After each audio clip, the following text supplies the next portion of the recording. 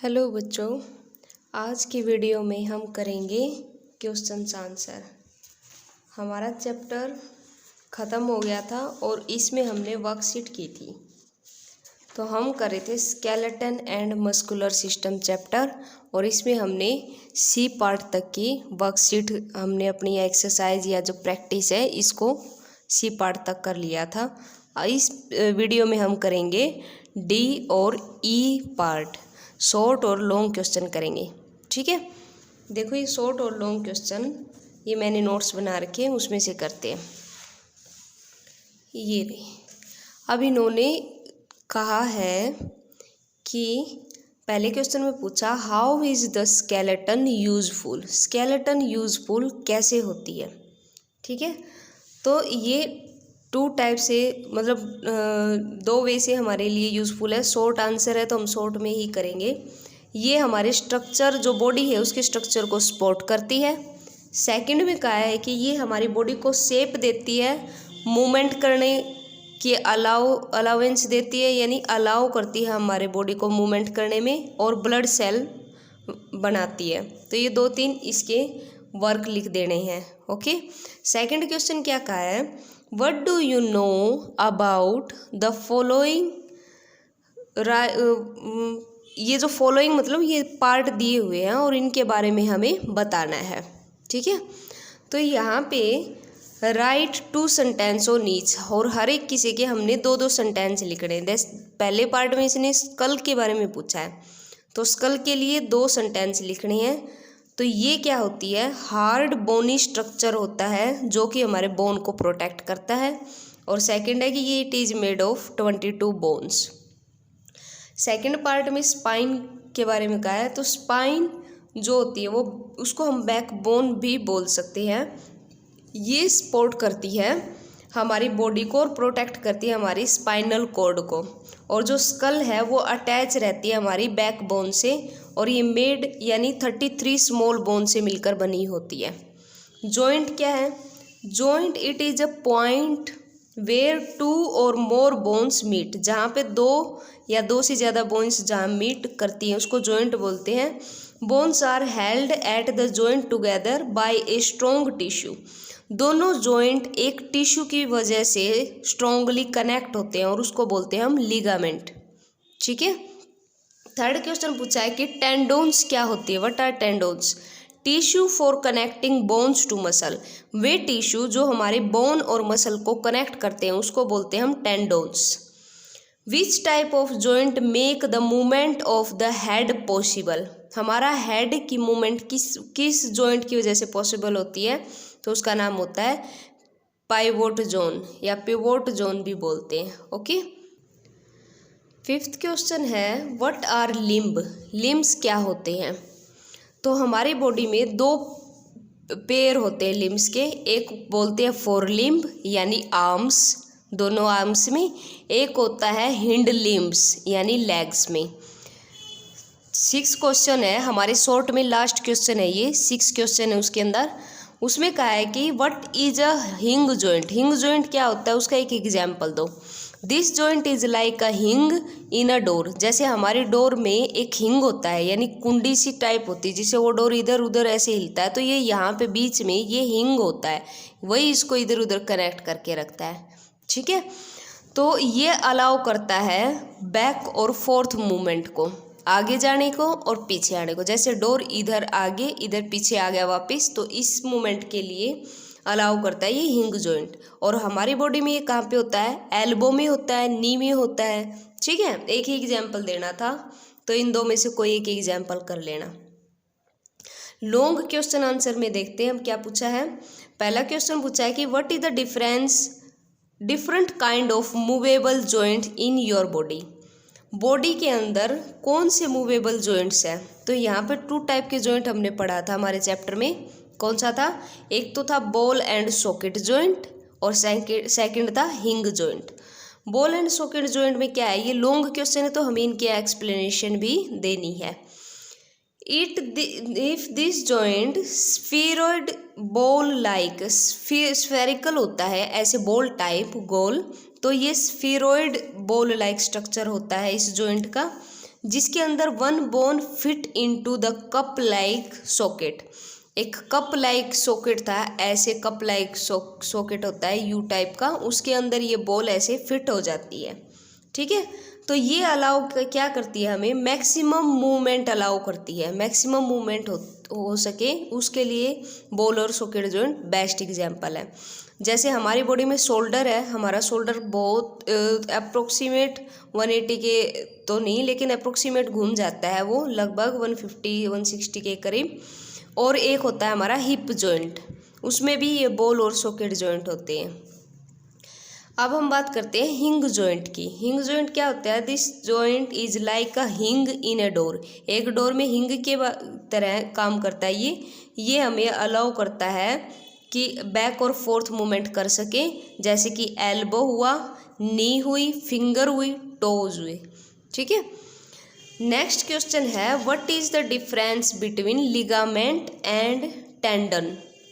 Ligament और tendon क्या होते हैं। टेंडन क्या होता है, it is a fibrous connectivity tissue which attach muscle to bone. ये एक फाइबर के रूप में टिश्यू होते हैं जो हमारी मसल्स और बोन को अटैच करते हैं। लिगामेंट क्या होते हैं, ये भी एक फाइब्रस कनेक्टेड टिश्यू होते हैं, यानी वह टिश्यू होते हैं जो फाइबर होते हैं उसके अंदर, और उसकी वजह से कनेक्ट करते हैं। किस किस को अटैच करते हैं, ये बोन टू बोन को अटैच करते हैं। टेंडन मसल टू बोन और ligament bone to bone. Next difference है, टेंडन क्या करता है, it may also attach muscle to structure such as eyeball. ये मसल और को अटैच करते हैं और स्ट्रक्चर होता है इनका आई बॉल की तरह राउंड शेप। लिगामेंट क्या होते हैं, ये usually serve to hold structure together. जो भी स्ट्रक्चर होगा उसको बनाए रखने में ये लिगामेंट काम करता है, यानी उसको स्टेबल किए रखता है, यानी स्टेबल बनाए रखता है। ठीक है, जिसकी जो स्ट्रक्चर होता है उसको स्टेबल करने में लिगामेंट यूज होता है। थर्ड क्वेश्चन है what are muscles, how are cardiac muscle special. Muscles क्या होती है और कार्डियक मसल्स में क्यों स्पेशल होती है कार्डियक मसल। देखो मसल क्या होती है, fleshy bundles of thin elastic like material in body.